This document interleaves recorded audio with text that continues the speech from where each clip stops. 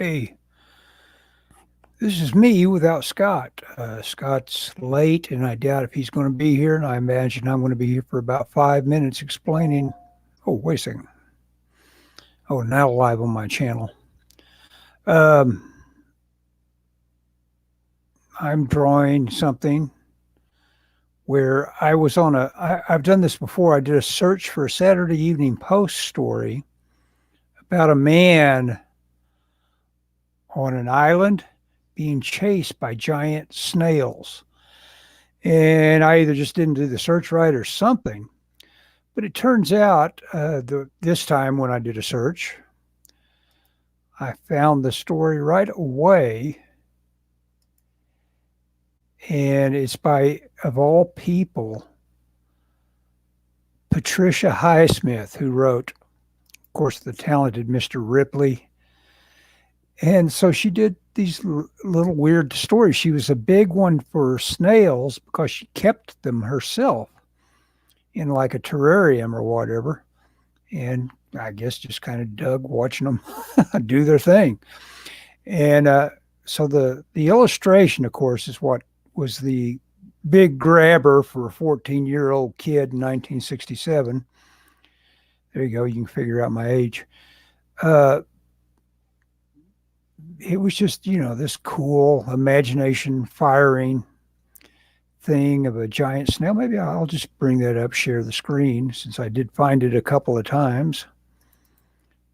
We will share this screen. Just the moment since I don't do that often, it'll take me a couple of seconds to do it.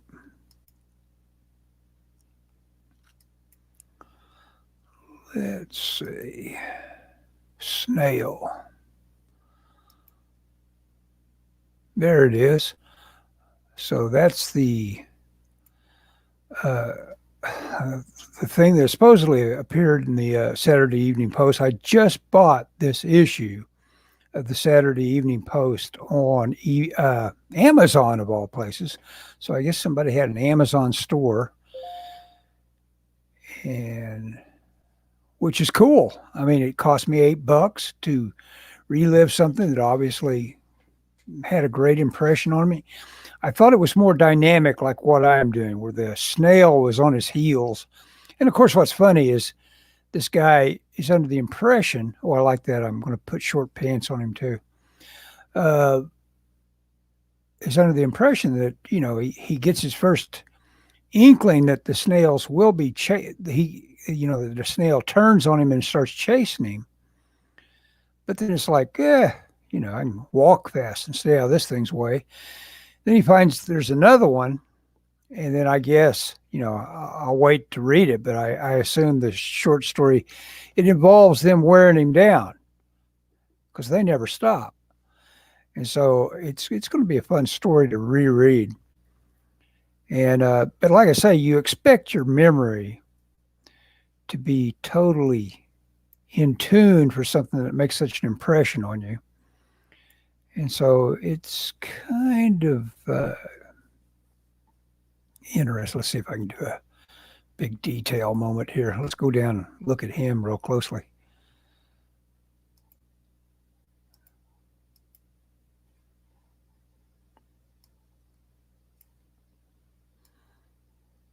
Yeah, look at that.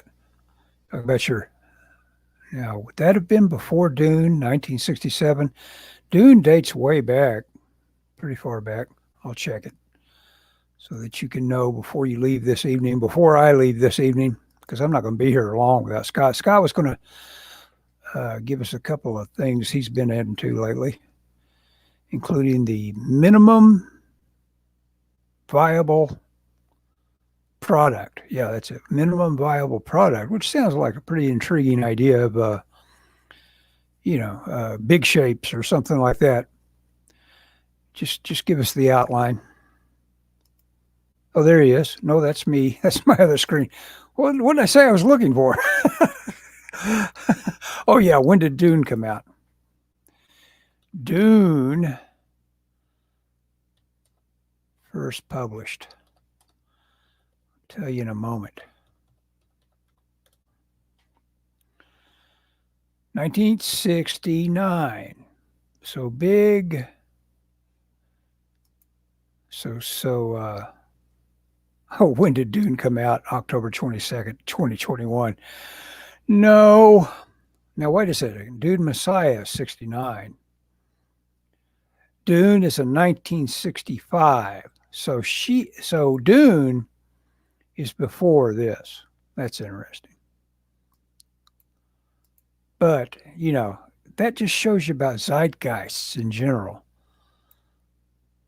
Big, monstrous, pulpy things from deep in the garden coming after you.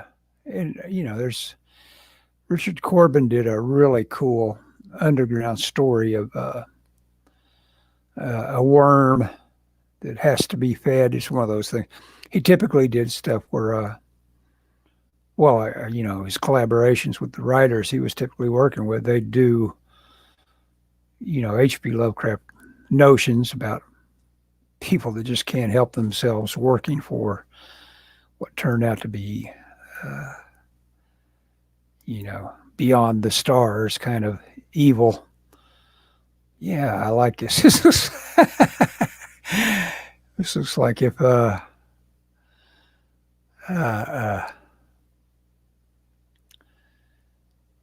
stingray didn't get him, a snail would. Looks like Steve Irwin there, doesn't it? Okay, that'll be my big joke for the night. And we'll end the broadcast and regret that Scott couldn't join us. So that's what I'm up to.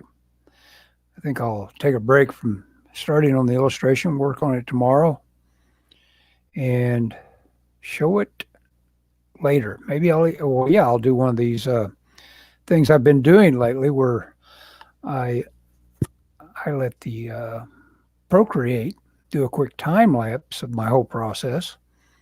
So that's ongoing right now, and I'll put that on YouTube. So look forward to that. And talk to you next Thursday. Of course, Scott, I was waving Scott off saying, hey, it's Thanksgiving. No stream today. He said, you sure? I said, and I let him talk me into doing it. And then he ends up having his internet zapped. So that's how today went. Bye.